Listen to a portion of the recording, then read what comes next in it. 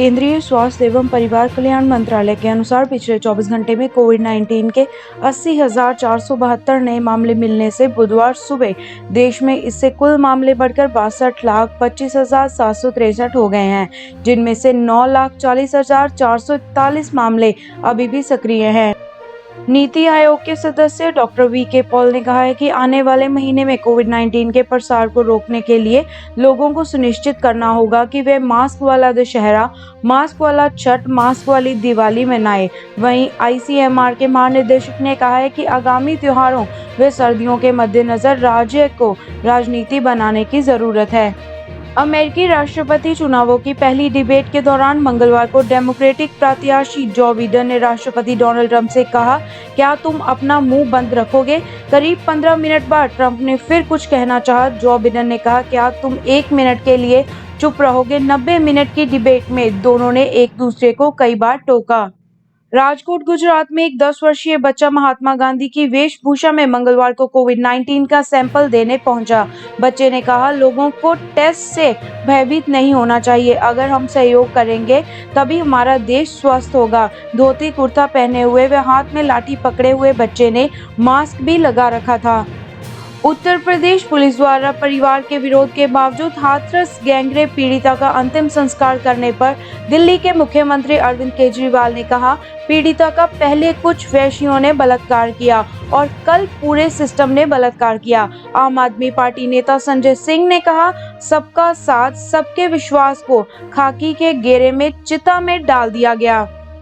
आम आदमी पार्टी प्रवक्ता सौरभ भारद्वाज ने हाथरस गैंग रेप पीड़िता के अंतिम संस्कार स्थल को एक पत्रकार का वीडियो शेयर करते हुए ट्वीट किया है, परिवार का कोई नहीं है, चोरी छुपे लड़की का शरीर नष्ट किया जा रहा है। उन्होंने कहा, पुलिस अफसरों का गरूर देखिए, बेशर्मी देखिए, इनकी कोई जवाबदेही नहीं है। क्या ये आजाद देश का प्रजातंत्र है? उत्तर प्रदेश के मुख्यमंत्री कार्यकाल ने बताया कि प्रधानमंत्री नरेंद्र मोदी ने हाथरस में गैंगरेप की घटना पर मुख्यमंत्री योगी आदित्यनाथ से बात की और कहा है कि दोषियों के खिलाफ कठोरतम कार्रवाई की जाए। कार्यकाल के अनुसार मुख्यमंत्री ने घटना की जांच के लिए 3 सदस्यीय एसआईटी गठित की और से 7 दिन में रिपोर्ट पेश करने को कहा है।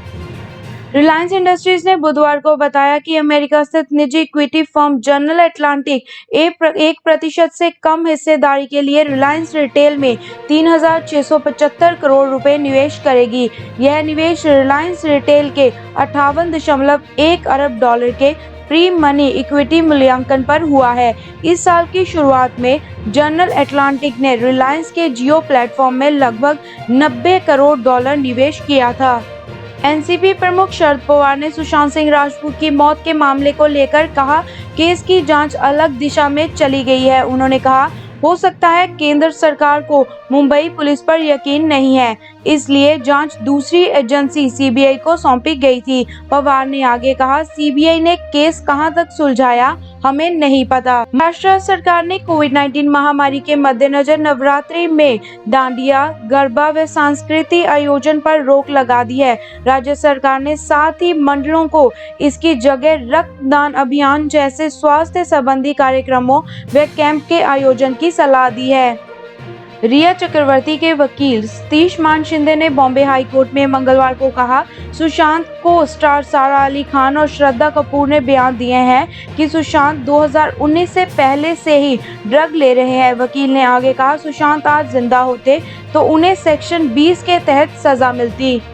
महाराष्ट्र के गृह मंत्री अनिल देशमुख ने कहा है कि दिवंगत अभिनेता सुशांत सिंह राजपूत की विस्तृत रिपोर्ट में एम्स ने स्पष्ट कर दिया है कि अभिनेता के शरीर में जहर के कोई सबूत नहीं मिले हैं। उन्होंने कहा, एक राष्ट्रीय राजनीतिक दल ने बिहार चुनाव से पहले राजनीतिक लाभ के लिए महाराष्ट्र और मुंबई पुलिस को बदनाम करने की कोशिश की है। देश के उपराष्ट्रपति वेंकैया नायडू की कोविड-19 की रिपोर्ट पॉजिटिव आई है। उपराष्ट्रपति के ट्विटर अकाउंट से किए गए ट्वीट में लिखा है, हालांकि उनमें लक्षण नहीं है, उनका स्वास्थ्य अच्छा है, उन्हें होम क्वारंटीन की सलाह दी गई है। उनकी पत्नी श्रीमती उषा नायडू की रिपोर्ट नेगेटिव आई है और वे सेल्फ आइसोलेशन में है।